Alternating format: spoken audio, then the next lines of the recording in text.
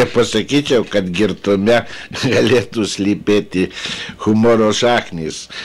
Bet aplamai, gal, sakyčiau, Brazdžionis yra laikomas irgi juodu pranašu.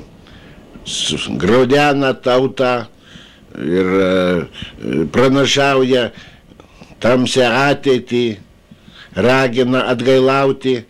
Tai jisai daro rimtu žodžiu ir iš aukštai tarsi užsilipęs ant sakyklos. Aš galbūt tą patį veiksmą atlieku stovėdamas žemai po sakyklą, net dar žemiau galbūt šaukdamas iš po žmonių kojų.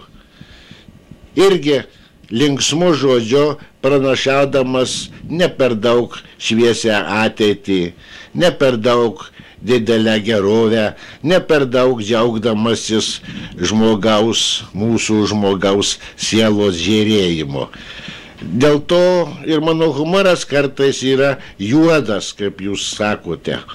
Dėl to galbūt ir ta mano pirmoji knyga, antroji knyga pavadinta Ir atskrido juodas varnas. Aš tą pačią pareigą atlieku, kaip Brazdžionis sakau, iš aukštai, graudendamas tautą, aš iš žemai. Tik tai su šypsena galbūt kalbėdamas irgi apie tuos pat griekus.